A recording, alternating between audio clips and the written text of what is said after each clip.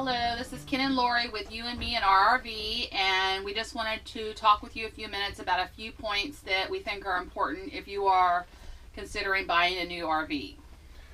We named ours kind of, sort of, Lucy. You named it. Yeah. I couldn't think of anything, and I thought of Lucille from Walking Dead, the bat. Oh, Jesus. Don't know why, but that's what it's named after.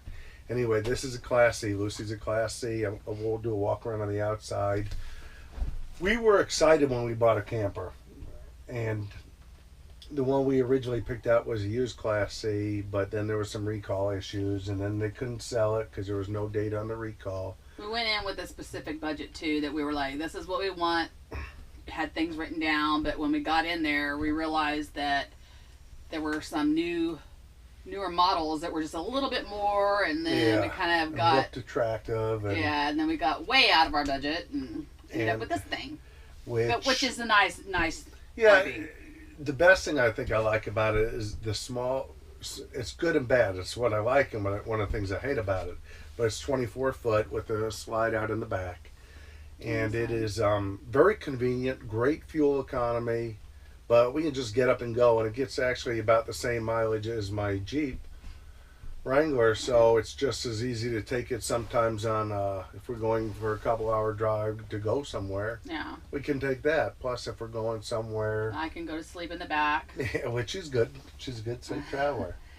Or I can go to the restroom, or I can make a sandwich, or we can do whatever. You know, you don't have to pull over and waste that time. But anyway, a couple of the features, let's get back on track.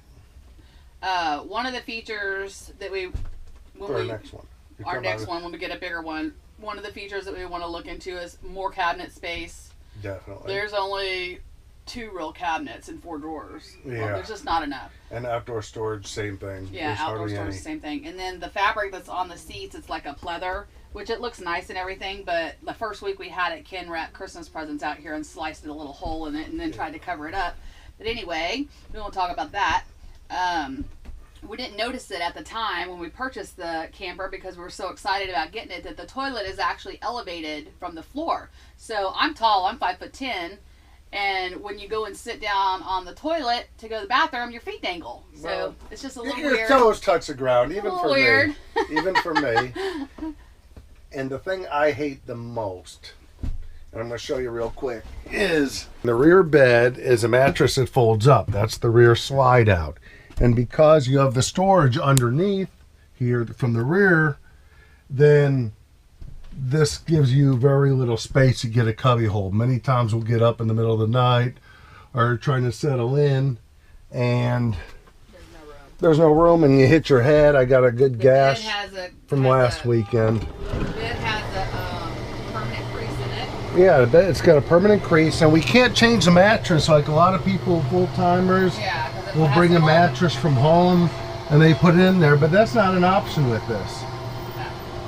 And then the other thing is, it is a, what do you call it, a queen, some type of queen. Small queen. It's short. It's a short queen. Yeah. And we're, like Lori said, she's 5'10", I'm 5'11". So we have 2 options. We either hit her head on the top and knock up sometimes in the middle of the night. The shade will go shooting up, and other times your feet hang off the bed. But yeah, you lose a lot of space in the back, and it's just not worth. I have no idea why we have it. It's, I guess, to squeeze a bed in, but it's. I hate that bed. But this does fold down to a bed, but whenever you do fold it out into a bed, it takes up all the room all the way to the sink and the kitchen. So we can have, you know, us 2 back there, 2 kids here, and 2 kids up on top, but they have to get in bed, we have to get in bed, and then this one has to blow this one up and then get into bed. There can't be any walking past and forth and people coming in and out. I mean, because there's no room. It's too narrow. You can't really walk by. On our next one, we're going to go bigger. Definitely.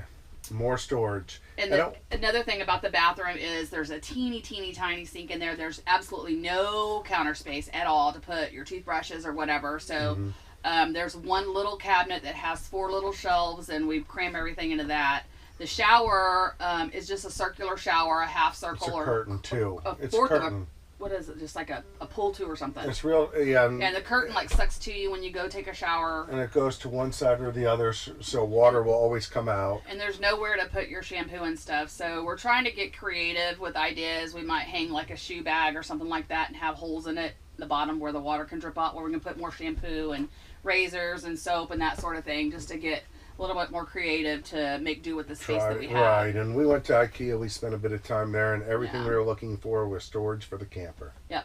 But we're not going to put it up in this one because this weekend I think we're going to go to a camper show. Yeah, we're going to look. We're going to look. We may end up, if we don't see anything that meets every criteria, especially budget, then we're just going to keep going. And we're not going to settle like this. Well, we didn't settle on this one. We were excited, but we made a list of things that are important. And those things, if it doesn't meet everyone, then we're just going to wait. And then we will be... They have some phenomenal things when you go to an RV place, though. It's like, oh my God, they can do that? Yeah. Yeah, so some of them, I mean, it's really like... get online and start watching, different shows and stuff so you kind of know what to expect within the different sizes, because it is very confusing. So get a kind of an idea of what you feel comfortable driving and the space that you need. Yeah, that's very important. Yeah. And if you can even rent one, or if you know somebody who's got one that you can try out for a day or two, or ask them what is some good pointers. And some campgrounds or some RV dealers will let you spend a night in it. Yes, in a camper. Lazy Days will. Will they? Yeah. And if they'll let you do that, you should try it out, because then you learn the little things that make a difference, like the mattress being like folding. It's not comfortable. Don't get one that you flip. Yeah. Definitely not.